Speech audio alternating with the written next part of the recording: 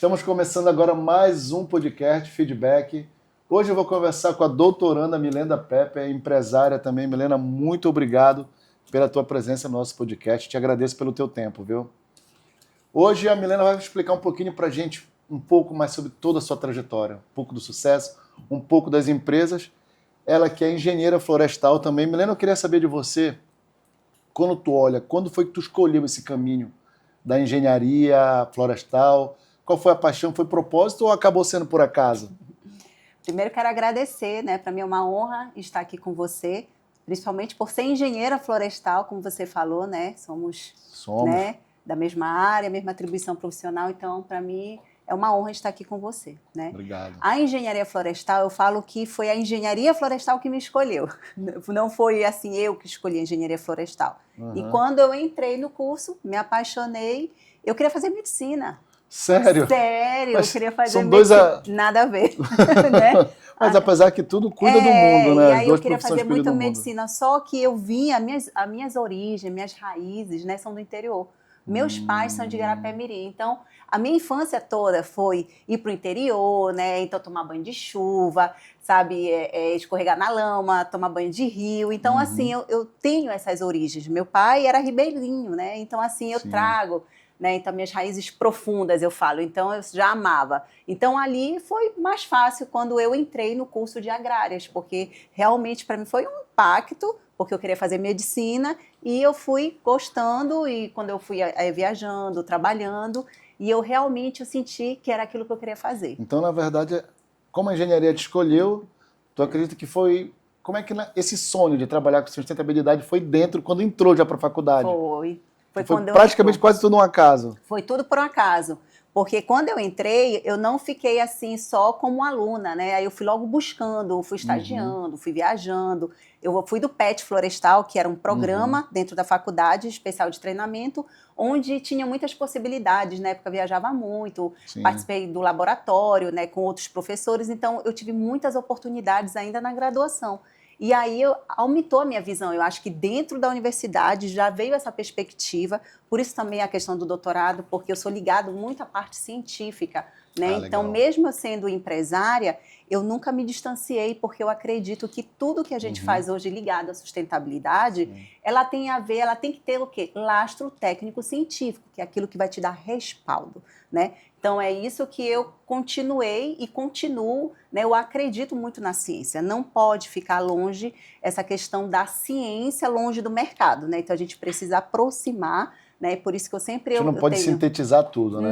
Não, a gente tem que ser técnico, mas a gente tem um lastro, a gente tem que trazer a base científica, que é isso que vai dar respaldo para a gente.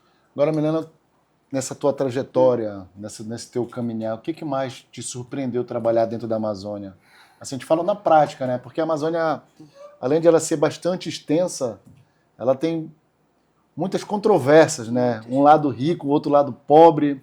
Então a gente tem alguns paralelos aí. O que mais tu acha que te surpreendeu nessa tua caminhada? São muitos desafios, né, Beckman? A logística, tudo é muito longe, tudo é muito distante, tudo é muito difícil. Eu tenho um projeto hoje com uma comunidade indígena, por exemplo, né, que é uma Orilândia do Norte. Para chegar lá, longe, longe, longe. Se eu quiser ir assim mais rápido, eu vou de avião para Paraopebas. De lá, se eu quiser pegar um voo, eu vou para Ourilândia do Norte, né? Então, mas mesmo assim, lá para dentro do território, mais quase 3 horas de estrada de chão. Mas é estrada de chão, não é qualquer estrada, né? Então, assim, a dificuldade, o acesso, sabe? Quando a gente realmente se aproxima desses povos, dos povos tradicionais, originários, né? Então, a dificuldade, sabe? A miséria que eles vivem, sabe? O distanciamento. Você acha que os povos indígenas tradicionais, eles passam muito mais dificuldade do que aquele pequeno agricultor rural que não tem o suporte também? Ou o que tu acha? Essa controvérsia dos dois? Porque por exemplo, uma comunidade indígena, a questão da língua é uma barreira. Eles têm uma outra língua, né? Então até mas o não entendimento... falam português também, não, só essa comunidade, os homens, né, os indígenas, os homens, eles falam português, o português e a língua deles, mas as mulheres, que a gente chama até de menires, né, lá dentro do território deles, elas não têm acesso ao português, né? Então é cultural, são poucas que têm. Né? Então, é uma dificuldade, porque essa linguagem, a questão da saúde... Então, acho que a linguagem é uma grande barreira.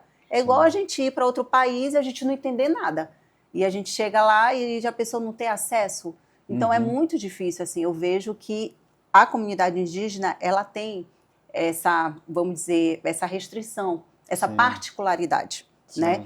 Mas existem muitos desafios, assim, na prática, quando a gente vai buscar, né, os acessos. Eu acho até que nós, da região norte, a gente tem oportunidade, mas ainda assim a gente perde muito por ser daqui. Isso Agora, é um grande desafio. Isso é bem interessante, né? Tu achas que... Eu fiz uma pergunta no meu outro podcast, eu quero perguntar para ti também. Tu achas que o sucesso individual, ele tem que ser acompanhado com a parte social também? A gente alcançou o sucesso, vamos pegar um pouquinho desse sucesso e distribuir aqui, ajudando outras pessoas nesse lado social? Eu falo muito de propósito, sabe? Porque eu acho que o sucesso, ele é uma consequência, né? Eu, por exemplo, eu tenho um propósito, Milena, de ajudar as pessoas através do meu trabalho, sabe? Isso é o que me faz bem, sabe? Mas é algo interno, que varia de pessoa para pessoa. Então, eu acabo aliando essa questão social, né? Até porque a gente que trabalha com o meio ambiente, se a gente não olhar o lado social, quando a gente fala de sustentabilidade, todo mundo fala o quê? Economicamente viável, socialmente justo e a questão do equilíbrio do meio ambiente. Só esquece a parte social, né? E deixa o social de lado, né? Então, para que trabalha com o meio ambiente? Sim. Tudo está interligado, né? A gente vive, né, a questão do equilíbrio, né? A gente precisa ter esse equilíbrio, mas o social tem que estar atrelado a isso. Porque sem você levar em consideração as pessoas, do que vale o resto? Se a pessoa que vive, o ser humano... Não adianta conservar nada se a principal peça, que é ali o ser humano, ele está fora. A gente fala de mudanças climáticas, acontece qualquer coisa. Onde é o impacto? Sim, são nas pessoas, claro. São as pessoas. Então a gente não pode desatrelar. Então por isso que eu falo, isso que você falou é uma verdade, mas assim, eu tenho um propósito pessoal, né? Eu acho desde a questão, quando eu entrei na faculdade, caráter, mais a questão de você assumir aquele papel, né, de você trazer um impacto positivo e real na vida de alguém, das pessoas. Porque senão, do que vale tudo isso, todos esses projetos? Agora, Milena, tu tem 2 empresas, trabalha essa parte social, tá fazendo doutorado e doutoranda, né? Como é que tu faz para te organizar tudo na tua cabeça, o teu tempo? Como é que tu faz para te dar conta de tudo isso, hein? Eu te falo que não é fácil, né? Tem hora que eu falo assim, eu não vou dar conta. Eu te falo assim, agora perto, né? Eu fiz uma disciplina do doutorado, que eu estou terminando as disciplinas, né? Para já começar a questão da tese. Teve um dia que eu pensei assim, eu não vou dar conta. Foi tipo assim, uma semana de aula, o dia todo, que fazia tempo que eu não assistia aula o dia todo, tinha que trabalhar, né? E tinha que fazer uns trabalhos para apresentar no outro dia em forma de painel. Aí chegou 11 horas da noite fazendo, meu Deus do céu, não dou conta. Eu vou desistir. Aí eu falei, não vou desistir. Já comecei agora, vou até o final. Mas tipo assim, isso acho que a gente vai trabalhando isso no nosso psicológico. Porque assim, eu penso, eu não vou dar conta 100% de tudo. Mas aquilo que eu estiver fazendo naquele momento, eu vou me esforçar para me dar o melhor de si. Né? Legal. E aí a gente vai equilibrando. Um dia eu dou conta de uma situação, de uma empresa, da outra, e quando a gente vê... Agora, para ti que está fazendo doutorado, assim, o que tu considera que seja essencial para ti manter o equilíbrio entre o lado técnico e o teu lado empreendedor? Porque é muito difícil para muita gente, é muito complicado tu levar... são 2 vidas aí, né, que precisam, né, de muito tempo. Muito tempo. O que tu acha que é essencial? A pessoa tem que ter isso para poder conseguir dar conta? Eu acho que é força de vontade, é foco. Né? Eu estava lendo até hoje uma entrevista que fala assim, até da cofundadora do Nubank. Né? O que é principal que a gente precisa na nossa vida profissional? Ela fala uma coisa que é alta confiabilidade. Eu tenho que confiar aquilo que a pessoa está me dando, né? Por exemplo, eu estou fazendo doutorado, então eu tenho que dar o meu jeito, eu tenho que buscar conhecimento, eu tenho que, na hora que eu fizer aquilo, eu tenho que buscar. Eu não vou falar que eu não vou dar conta, eu tenho que ir até o final. Né? Então, muitas das vezes, a gente para no primeiro obstáculo. Né? Então, na hora que eu estou estudando, na hora que eu estou fazendo aquela pesquisa, eu vou me dedicar 100% para eu entregar o melhor resultado. Agora eu vou fazer aquele projeto que eu preciso entregar, eu vou me dedicar. Aquele foco, né? Vai 1 a 1, vai matando cada etapa. Não adianta. É tipo eu tomar aquele remédio lá para te focar, né? Não, vou tomar hoje este remedinho. Para poder conseguir matar uma etapa e botar o cérebro para esvaziar a outra. Não, senão a gente enlouquece e a gente acaba não dando conta de nada. Né? Milena, tu és dona da ACC, da Green Forest. As duas têm missões diferentes, são duas empresas com missões diferentes, né? São. Mas assim, de certa forma se complementam, né? Sim. O que tu achas? Qual é a cola que une essas duas estratégias? Eu acho que é a própria fundadora, Acho que... a CEO, é o CPF da CEO, porque é o propósito. É o propósito, né? Quando a Green Forest, ela é serviços e projetos ambientais, trabalho com regularização fundiária e licenciamento ambiental. E a ACC, ela é uma empresa desenvolvedora de projeto de carbono. A ACC nasceu dentro da Green Forest, né? Qual foi o objetivo? Não existe projeto de carbono se nós não tivermos o quê? Regularização fundiária e licenciamento ambiental. Então, eu pensei na época, como é que eu vou sair disso daqui? Eu sou engenheira florestal, eu tenho uma equipe multidisciplinar, eu sou cientista, eu sou pesquisadora, eu tenho parcerias com as instituições de ensino e pesquisa, e por que não entrar nesse mercado? Sim, né? claro. E por é um que mercado que a gente crescente, perde? é um mercado que não, o mundo na vem, época que eu abri a ACC, ela ainda não estava se falando, tendo esse boom. Acabou que veio uma coisa, sabe, quando casa... E agora está todo mundo falando de serviços ambientais, de serviços COP. ambientais. E então, assim, foi um momento que aí eu peguei, investi, porque eu fiquei indignada. Porque o que acontece? Nos levantamentos que a gente tinha de clientes nossos, de projetos de manejo, quando eu fazia a sobreposição, acabou que a gente teve muitos projetos de clientes que tinham projeto de carbono e eles não sabiam. Para vocês terem ideia. Entendi. E aí eu falei, mas como que eles não sabem? E aí a gente foi mapeando, eu falei, eu tenho que entrar nesse mercado, eu tenho que saber, eu tenho tudo isso, não existe projeto Você já de trabalhava para eles, aí só fez então, unir tudo, né? eu sabia todo o procedimento, porque a gente tem uma particularidade, quem é da Amazônia e quem é do estado do Pará. Né? A gente sabe das problemáticas da parte fundiária. Sim. Então, a gente conhece de ponta a ponta Sim. onde é que estão os problemas, onde a gente pode ter as soluções. E nós somos da região. Quem melhor do que a gente para poder nos dar as soluções daqui? Porque a gente tem uma sensibilidade diferente. Eu não estou falando que nós somos os melhores, mas nós temos sensibilidade diferente para aplicar os projetos, né, aqui para nossas comunidades. Né? O nosso olhar é diferente, entendeu? Agora, Milena, outra coisa, assim, falaste agora sobre os projetos de carbono, tem a COP30 aí, né? E tem um projeto que tu já lidera ali com o apoio do CNPq, né? Que é a apresentação da COP30. Parece realmente muito incrível. Eu li um pouquinho e achei muito incrível, né? O que tu acha que ele muda na prática para quem trabalha com projetos nesse setor ambiental na Amazônia? Por exemplo, essa é uma plataforma, a gente participou de um edital do CNPq, né? Sim. Onde nós concorremos, eram 400 inscritos, foram 200 selecionados e, se eu não me engano, nós fomos o único do estado do Pará, né, a ser Sim. selecionado. Onde era trazer a pesquisa para dentro das empresas, porque normalmente a empresa não faz isso, né? Sim, a ciência fica de um lado... E eu trouxe isso para dentro. A empresa pensa só no cifrão do outro. Isso, então não traz. Então, esse era o projeto. E a plataforma, que é essa plataforma digital, utilizando inteligência artificial, porque os processos que trabalham com projeto de carbono são processos demorados. Para fazer uma análise de viabilidade, demora muito tempo. Sim. Aí o que é feito? A gente juntou a inteligência artificial com os procedimentos de geotecnologia, né, onde a gente vai fazer várias sobreposições, pegando, por exemplo, os dados de SICAR, de CAR, do próprio mapa biomas, de várias informações, e eu vou fazer um mapeamento e eu vou achar onde existem essas áreas degradadas para restauração florestal, aqui para geração de crédito de carbono. Onde essa plataforma, que eu quero agora lançar na COP30, um protótipo, né, praticamente já está pronto, que é onde a gente entra na plataforma, Sim. aí eu jogo, por exemplo, o arquivo Shapefiles, né, baixa aquele arquivo e aí rapidinho já vai calcular quanto de VCU, né, quantos hectares eu posso fazer para restauração, então assim é rápido as informações, entendeu?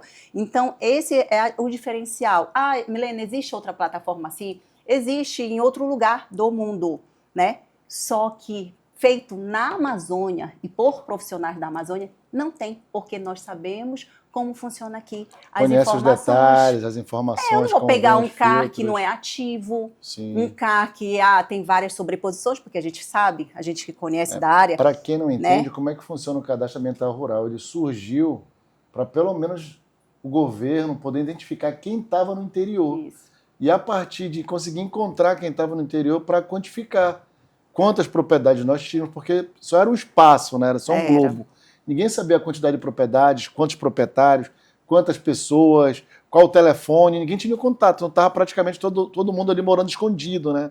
Então hoje não, com o K, ele já não nasceu como uma plataforma fiscalizatória, né? Ele foi mudando e foi uma ferramenta obrigatória para todo mundo, que hoje ela é essencial, né? Então, tu já pega só os ativos porque não tem sobreposição, não já tem. Foi analisado. Então, os outros que não são ativos ainda pode ter briga, discussão, que são as sobreposições. Então tem um imóvel com várias sobreposições. E aí vocês cortaram isso também da...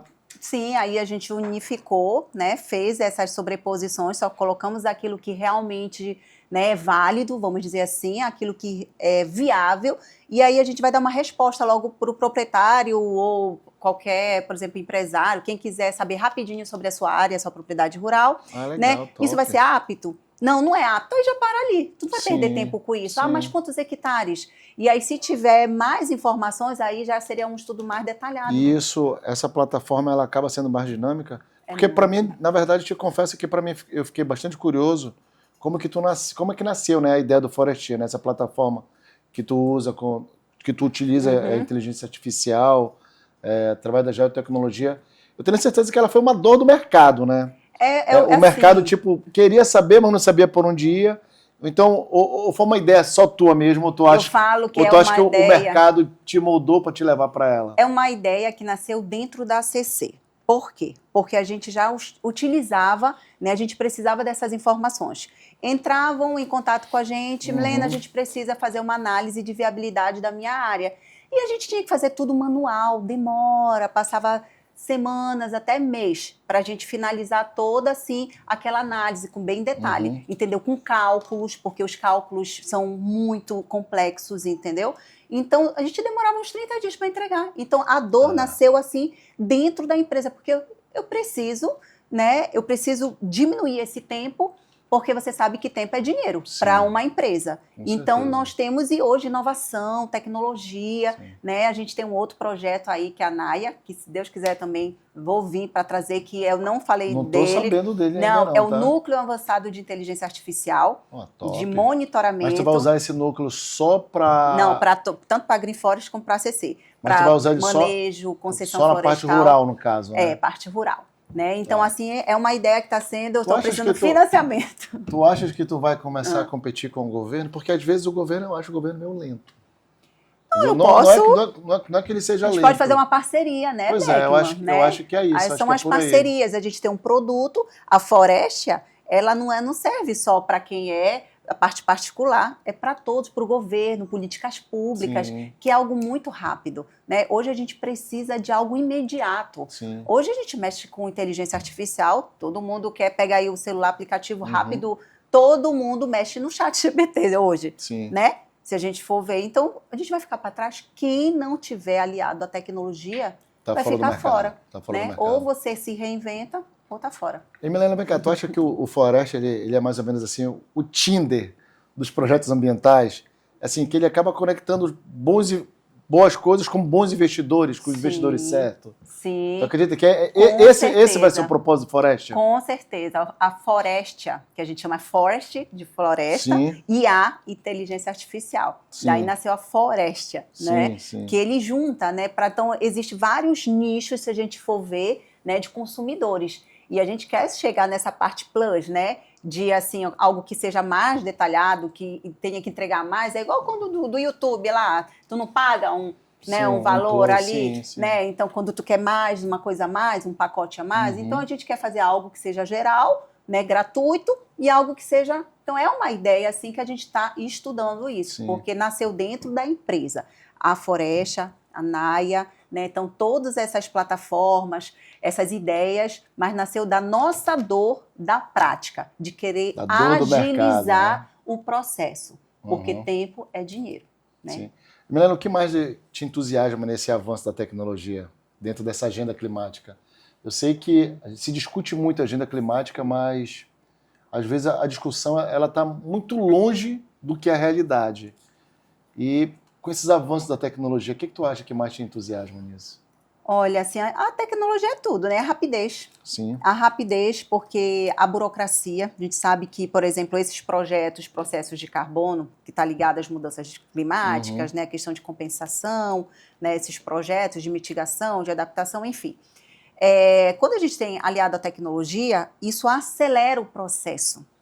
Porque um processo desse, por exemplo, demora mais de 2 anos, dependendo, porque hoje, tu sabe que há pouco tempo que essa lei foi regulamentada dentro do Brasil. Sim. Foi na última COP. Vai fazer 1 ano agora que a lei sobre crédito de carbono, mercado de carbono aqui. É legal dizer, né, que a lei foi criada, mas não foi criados os parâmetros, não, né? Isso ainda vai ter várias discussões, várias mudanças, né? E a gente tem que estar acompanhando. Nós que somos, eu até falo para todos os profissionais da área de engenharia, agronomia e geociências, que são oportunidades de ouro, sabe? E a gente tem que estar acompanhando tudo isso, né? Porque isso tem tudo a ver com o nosso trabalho, com o nosso, sabe, com o nosso portfólio de serviços, vamos dizer assim. Então, a gente tem que estar dentro desse mercado daí. Só que vai ter ainda muitas mudanças, porque nem, assim, se a gente for colocar, até o governo, as iniciativas, não sabe ainda como fazer, porque é um assunto muito complexo. Né? As metodologias são muito complexas, são metodologias internacionais. E é isso que a gente, às vezes, bate de frente. Isso foi um dos objetivos da época, quando eu falei, eu vou fazer o meu doutorado, porque... Tu acha que a gente fica longe de repente, criar uma certificação nossa? Porque... A gente tem uma certificadora do Brasil, né? Mas assim, ela ainda é muito nova, ela é nova, eu acho que ela começou, inclusive, na época, junto quando eu criei a CC. Nós tivemos o prazer também, a satisfação de ir lá conhecer elas lá em Blumenau. Né? Acho que é em Blumenau, se eu não estou me lembrada agora, eu esqueci agora o nome dela, mas existe já uma certificadora. Só que ela ainda não é tão reconhecida, então existe um meio, sabe? Porque o mercado é internacional, Beckman. Porque quando a gente fala de COP, a Conferência das Partes, né? Mudanças climáticas... Prefere comprar deles do que comprar da gente. Né? Porque são metas, são exigências muito detalhadas, entendeu? Então, não é de qualquer jeito, né? Sim. Então, eles precisam ter uma confiabilidade. E, querendo ou não, nesses últimos anos, teve muitos escândalos referentes a esses projetos, por exemplo, de carbono em comunidades, em povos tradicionais, né? Então, fez com que as pessoas tivessem um olhar meio duvidoso, né? Principalmente ligado quando a gente fala segurança jurídica, as pessoas hoje falam a comunidade, porque estão assediando os povos tradicionais. Então, assim, são algo muito cuidadoso. Então, a gente tem que ter muito cuidado, tem que ter a consulta livre, prévia, informada. Né? O que é isso, né? Essa consulta? Ela não é um dia. A consulta eles têm que entender o que está acontecendo, eles têm que entender o que é o projeto. O protagonista do projeto, o protagonismo é a comunidade, não é a empresa desenvolvedora. Isso tem que deixar claro, então precisa isso. E como eles não detêm, por exemplo, a linguagem, né? Então, assim, é muita dificuldade. Como é que funciona esse projeto Xicrin do Caeté? Porque ele é um exemplo forte, né, de um impacto social e ambiental, o projeto Xicrin. Sei que tu deve ter tido vários momentos. Eu queria entender como é que funciona e para ti, como uma pessoa que é considerado fora das comunidades, então está entrando, participando, o que foi mais marcante para ti junto dessa comunidade? Eu te falo que, para todo mundo, assim, quando eu falo sobre isso, né, eu falo que é a maior experiência profissional e pessoal da minha vida, né? Foi entrar dentro do território. Dentro de um território indígena e ver a realidade. Mesmo a gente perto, a gente está muito longe deles ainda. Muito longe. Eu falo que é um povo rico-pobre. Né? E a gente está perto, longe. Ele mora em Belém, mas a gente está distante deles. Né? Então, assim, eu falo para ti que essa experiência desse projeto que está em desenvolvimento, a gente tem aprendido juntos. Porque é um projeto novo, metodologias. A metodologia, que é hoje a principal certificadora a nível mundial, que é a Verra, né, ela fez uma nova metodologia por causa desses escândalos que aconteceram, porque começaram a pegar muito no pé, então ela colocou muitas dificuldades. Só que isso não traduz a realidade. A Verra também demora tanto para avaliar. Demora muito, só que hoje tem outras opções, né? Não é só Verra. E as pessoas precisam entender, e a gente precisa abrir a nossa mente, mas aí a gente tem que o quê? Estudar, procurar, né? Não é só também ficar fechado. Então, a gente tem que ter muito conhecimento, né, de tudo isso. Mas eu te falo que é o maior projeto, sabe? Por causa da responsabilidade que você tem. Sim. sabe? Eu me sinto totalmente responsável, falo assim, quando E depois eu que tô eles ali... acabam confiando, né, menina? Não, é Eles, algo, eles acabam sabe, dedicando para ti muito, e tudo, eles né? te tratam assim, sabe, assim, é muito, eu acho que é uma honra, sabe, você fazer parte, você tá ali dentro da cultura e você ter que respeitar a realidade, né, de cada comunidade, sabe, ter aquela O confiança, que foi eles mais são marcante, assim, desconfiados. nessa tua caminhada lá dentro? O que te marcou muito? Eu te falo que foi da última vez que eu fui agora, eu fui lá num evento que teve, eles me chamaram, né? E toda vez que chamam, eles sempre colocam a gente lá na frente, nos colocam num lugar de honraria. Sim. Já fico muito honrada, porque eu vou lá só para assistir, né? Ou então participar. E eles sempre colocam a gente lá em cima, né? Participando como se fossem, mas eu falo assim, as crianças.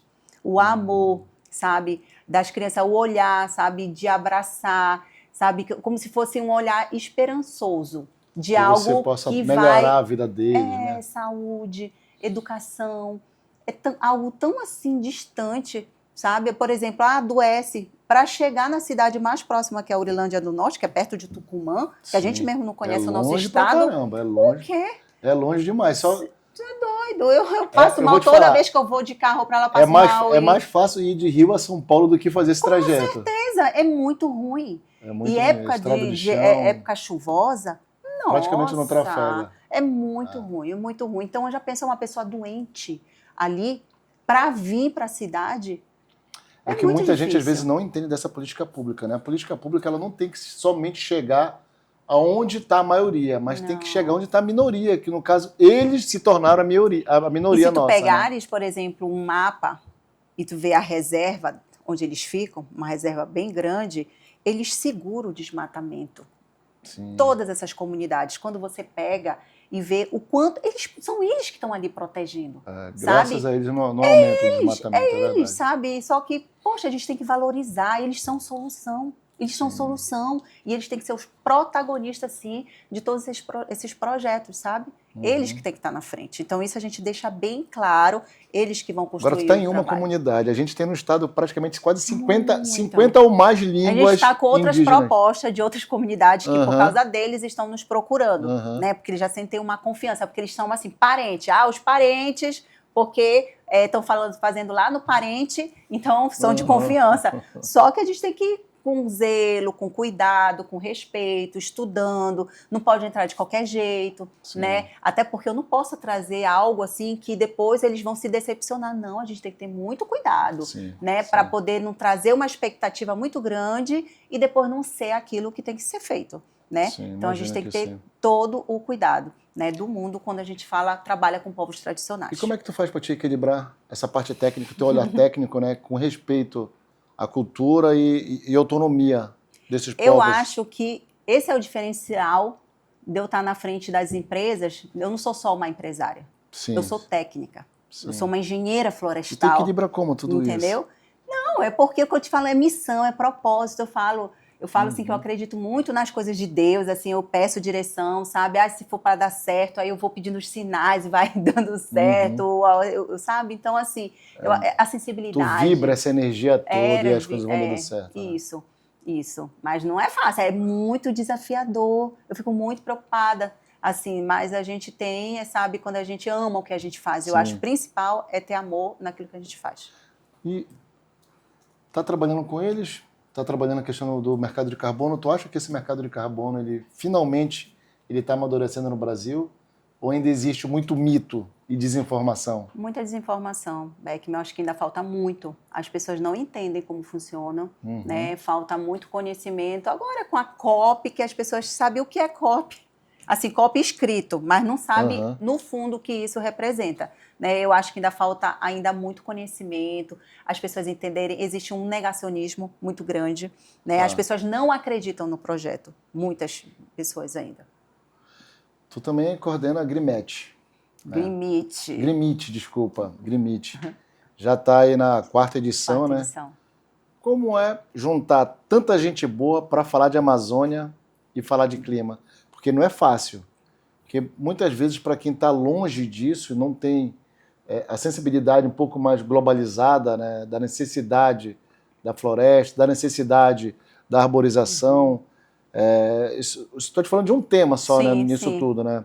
da necessidade de tu manter ali uma qualidade das águas, etc. É difícil, né? Agora, como é que tu faz para te juntar tanta gente boa para falar de Amazônia e falar de clima nesse Grimete? Te falo que... Grimete. Quando nasceu o Grimete, a 4ª edição, né? A gente nasceu, inclusive, no prédio do nosso escritório, onde eu peguei o auditório e eu falei assim, nossa, eu queria fazer algo social. Eu te falo que eu queria fazer algo social para as pessoas entenderem a importância do meio ambiente.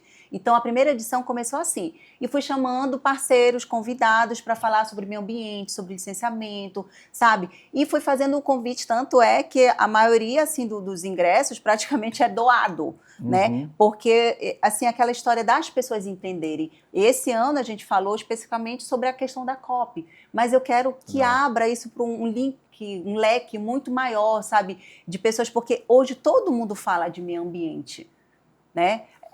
As próprias empresas, empresários, ESG que eu tenho que implantar dentro da empresa, né? Que dá um plus a mais, tem que ter, né, várias certificações, auditorias, quem mexe com a parte verde. Então, é algo... Então, eu quero trazer esse público, porque, infelizmente, a gente ainda tem um público muito específico ligado à nossa área, por exemplo, ambiental. Acaba que é esse público. Por se tratar esse ano de COP, onde as pessoas já estão tendo outro olhar, né? Então, aí eu quis ampliar ainda mais para falar de clima, né? Eu queria trazer algo que a gente estaria vivenciando, que era se aproximando da COP. São estratégias que a gente utiliza, mas eu falo que nasceu com esse olhar de missão para a sociedade entender a importância das questões ambientais relacionadas ao homem. E o Grimete é aberto para todo mundo? Aberto. Quem participa? Não, para todo mundo, advogado, estudante, engenheiros, sabe? Para todos. É quase praticamente uma conscientização do mercado, da sociedade como aberto, toda, né? É aberto para todos. Vem cá, e o Festival Amazônia para Sempre? O que ele representa, assim, para ti? Olha, para tua pessoa mesmo? Para mim, assim, foi assim, eu te falo, também foi um grande desafio, né? Uma oportunidade. Que quando entraram em contato com a gente, eu falei assim, a gente não pode deixar escapar essa oportunidade. Mesmo que não seja, por exemplo, o preço que eu queria que fosse, né? Por quê? Eu queria a oportunidade para dar o quê? Visibilidade. Sim.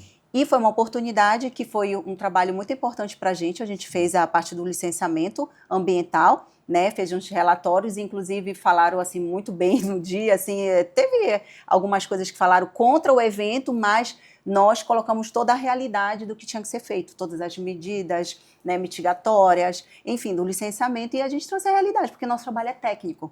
Né? Então, a gente tem que trazer o diagnóstico, trazer tudo direitinho.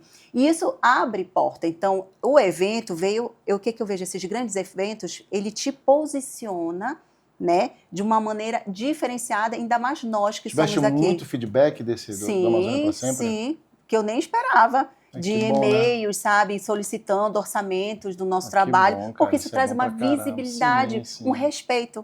Né? Porque o que acontece? Hoje essas grandes empresas, a maioria, tem muitas empresas que participam de edital, e às vezes a gente não consegue alcançar, né? Porque existem alguns parâmetros, enfim, né? Orçamentários, valores, enfim.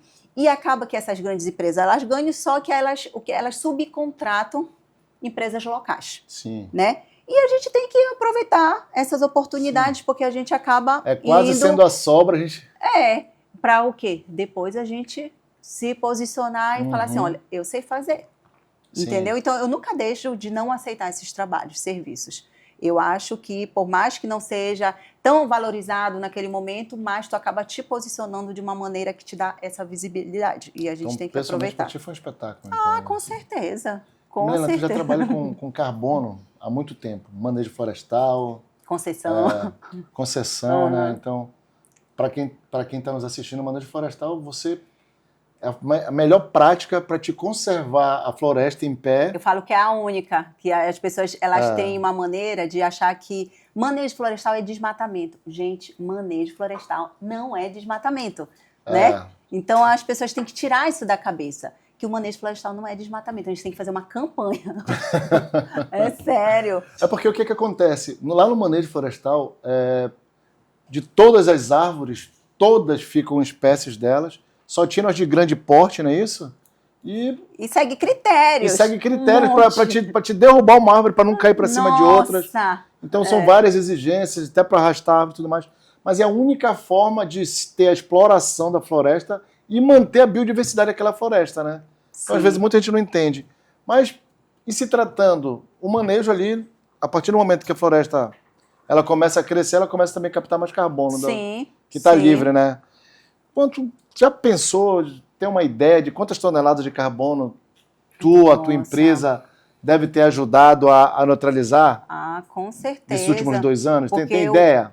Não, assim, se eu pensar agora, mas eu te falo que os projetos de manejo também estão dentro de metodologias para fazer projetos de carbono, que são esses manejos, que são áreas que já foram feitos os manejos florestais, né? Então, tem vários tipos, né? A gente fala de soluções baseadas na natureza. Quando a gente fala de projeto RED, que é RED+, que esses são da floresta em pé, né, que a gente chama. Discute isso há muito né? tempo Outros e muita gente nem sabe. Não sabe. Aí tem de áreas degradadas, que é para fazer reflorestamento, restauração florestal. É outro tipo. O agro tem projeto de carbono para o agro, que é utilizando técnicas, sabe? Sim. Então, assim, tem vários tipos. Manejo florestal. Eu deixei a minha floresta em pousio. O que eu vou fazer? Eu posso fazer o projeto de carbono, porque existe essa questão do sequestro do carbono, tá entendendo? Então, existe várias possibilidades de fazer projetos de carbono, né? Das diferentes técnicas. Sim. Só que as pessoas não sabem, mas as eu te falo que hidrelétricas, tem várias coisas. Tem, se a gente for ver os projetos a partir de resíduo, Sim. né? Transporte. E nem todo mundo, às vezes a pessoa já está fazendo aquela atividade e não está trabalhando já, não né? sabe. Por isso que a gente tem que abrir a nossa mente, né? Para as dezenas de mercados existentes. Mais de 200 projetos, assim, específicos. Tem ideia de quanto? Faz ideia, né? Muito projeto. Tem muitas possibilidades. Muitas possibilidades dentro desse mercado. Agora, muita gente fala também de transição verde. Então vamos mudar a transição verde, mas o problema é que pouca gente vive isso de fato, né? Então, essa transição verde, o que tu acha que ela significa para ti? Viver de uma forma coerente com o que tu prega? Ou a transição verde, ela precisa mesmo ter algo mais incisivo para que aconteça para todos? Porque muito se fala, mas eu vejo o mercado, eu vejo o mundo, muitas vezes nem está atuando nisso, né? A gente tem aí outros países que têm uma ideia contrária a isso. Então, como é que tu vê isso? Tu já vive dessa forma também, como tu já prega a transição verde? Como é que tu vives em relação a isso? Isso é com o tempo, Beckman, a gente fala, porque não dá de uma vez para te mudar tudo que tu tá fazendo. Tu tá acostumada por exemplo, o ar-condicionado que tu usa, será que ele tá gastando muita energia? Sim. Né? As folhas, né? Os papéis que tu tá utilizando, qual tipo de papel? Então, assim, algumas coisas tu pode ir mudando na tua rotina, né? O que eu fiz? Eu fiz um inventário de emissões dentro do meu escritório, né? Que é para ver quanto de gás carbônico eu tô, né? Você é uma empresa... A gente fez tanto da Green Forest como a CC. Gigante, né? porque E isso aí é difícil de fazer. Aí nós fizemos, é muito difícil de fazer. Nós quantificamos, aí o que eu fiz? Tem coisas que dá para a gente mudar, isso aqui não dá, então nós vamos fazer a compensação, que é comprando crédito de carbono de projetos elegíveis, transparentes, que tem rastreabilidade. Então, e a gente compensa. As duas empresas são carbono neutro. Sim, nós fizemos o inventário de emissões, entendeu? Legal. Nós fizemos, inclusive, lá do sistema lá do CREA Pará e da Mútua Pará. Nós fizemos esse ano. A Mútua Pará, acho que é o primeiro, acho que o CREA Pará nunca tinha feito. Só o CREA São Paulo. Entendeu? Então, assim. Para fazer essa quantificação todinha, já fazer a neutralização. Né? Isso. Porque é difícil essa questão da transição energética, a neutralização não é algo imediato. É igual a questão da legislação. Eles te deram um prazo, eu acho que de 5 anos, que até tu te ajustar, né? Tu tem um tempo, porque não tem como tu fazer essa mudança, né? De imediato. Então, a gente tem que ter esse cuidado e esse olhar, né? Tu acha que às vezes é possível que a gente não consiga mudar de imediato devido à publicidade de tudo não acontecer de imediato e acontecendo fragmentado? Ou por falta de profissional?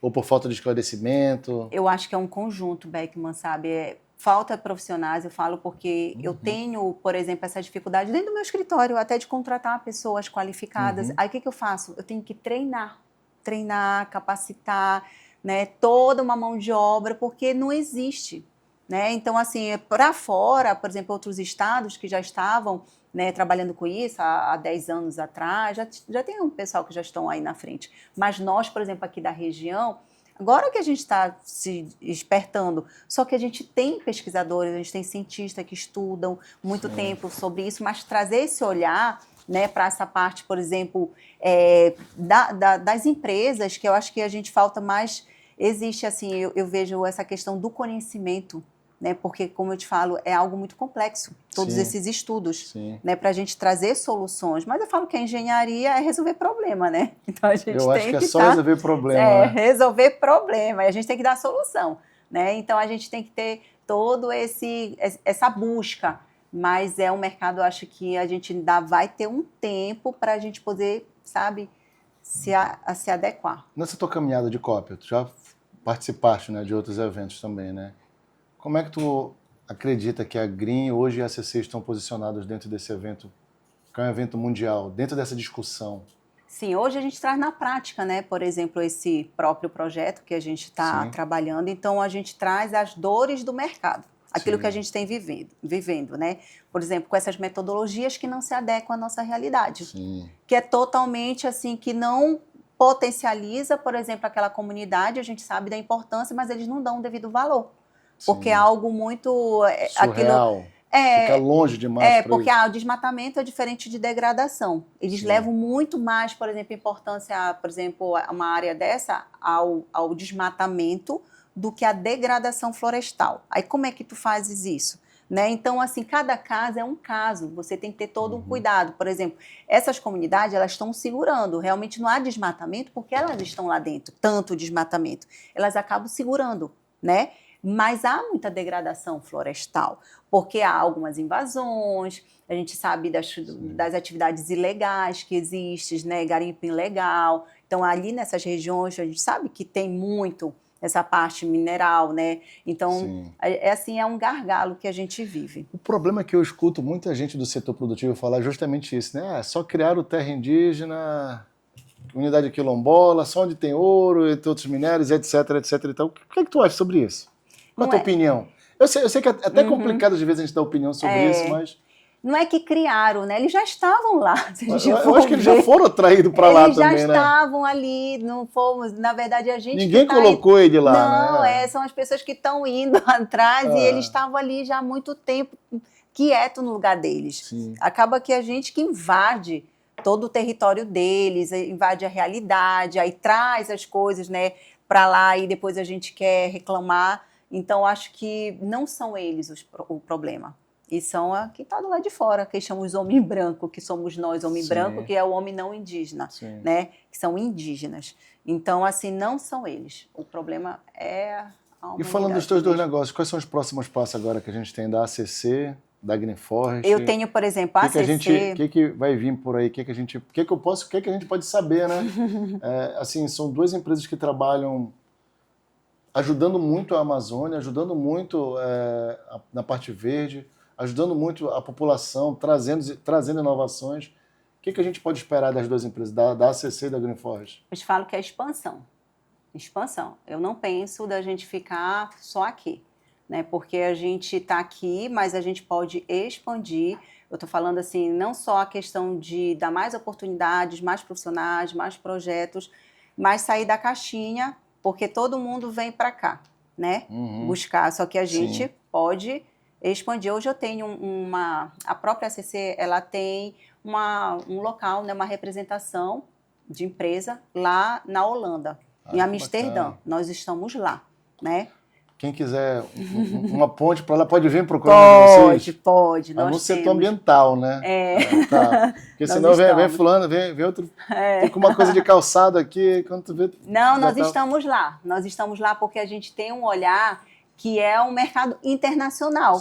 Que não é... Porque o que a gente faz? A ACC, ela não é só desenvolvedora do projeto de carbono, ela não é só a parte de desenvolvimento, mas a gente gera o crédito de carbono, né, passa por todos os procedimentos e para ajudar na comercialização lá da ponta, onde a gente busca esses investidores, né? Então, é para fazer o quê? O processo de ponta a ponta, né? Porque aí fica um negócio mais assim, conciso, mais robusto. Então, para a gente conhecer todo esse elo. Tem muito mais êxito, né, do que ficar aventurando, né? Aprovei agora, quem que vai comprar? E a gente precisa conhecer o mercado como um todo, porque senão torna frágil. Aí depois eu aproveito aqui, gerou os créditos de carbono, e aí, é isso que tu tá falando. Como é que eu faço agora se tu não tiveres? Não adianta tu gerar crédito se tu não tem quem compre esse principalmente crédito. que as empresas brasileiras ainda, eu vejo que elas não têm essa consciência igual as outras empresas lá fora, né? De estar trabalhando igual como está trabalhando as tuas empresas, com carbono neutro, né? Eu acho, algumas sim, mas eu acho que a maioria ainda não. Porque eu acho que, além de talvez tenha abundância aqui, talvez não tenha essa comoção, então não se entenda ainda, né, essa necessidade. Tu sabe que até os eventos hoje eles falam, né? Carbono neutro. Sim. Aí eles fazem, né? Eu lembro que uma vez nós fizemos um evento pela Negócio e Destaques. Aí eu fiz carbono neutro. Peguei um viveiro que tinha. Tudo. Rapaz, gastei uma grana pra fazer. Vou te falar, vou te ser bem sério. Não valorizaram nada. Nada, olha aí. Não valorizaram nada. Tu fez o viveiro, mas tu entregou. Entreguei, plantei, ajudei tudo, transportei, fiz tudo. Mas tu vê a diferença? O que foi que eu falei? Que quando a gente gerou o crédito lá, quando a gente pegou, fez a neutralização, nós fomos atrás de projetos elegíveis, né, que fossem bons projetos para dar continuidade. Não é qualquer projeto. Tem muitos projetos verdes aí. Mas será que esse projeto verde, por exemplo, se tu entregasse para alguém que realmente tem um trabalho que realmente fosse efetivado, não ia dar resultado? Mas tu tem que conhecer. O resultado, até te falo que deu resultado, entendeu? Porque eu foquei em umas áreas que eram degradadas, principalmente a área de APP. Mas implantaram lá? Implantaram. O pessoal tá... Eu tomo açaí de graça quando eu vou lá também. então foi bom. Bom investimento. Porque naquela época, quando nós fizemos isso, o que acontecia ali naquela época? Eram comunidades ali, ribeirinhas ali, que eles tiravam tudo. Então o açaí estava tudo a pleno sol. Entendi. E aí, como eu já trabalhava tudo mais, eu resolvi fazer isso. Mas o que eu estou te falando é que o outro cliente, o outro empresário aqui que participou do evento, para ele não serviu nada. Ele. Olha, ele nem utilizou nem para fazer o marketing dele. Nada. Nem o marketing dele. Nada.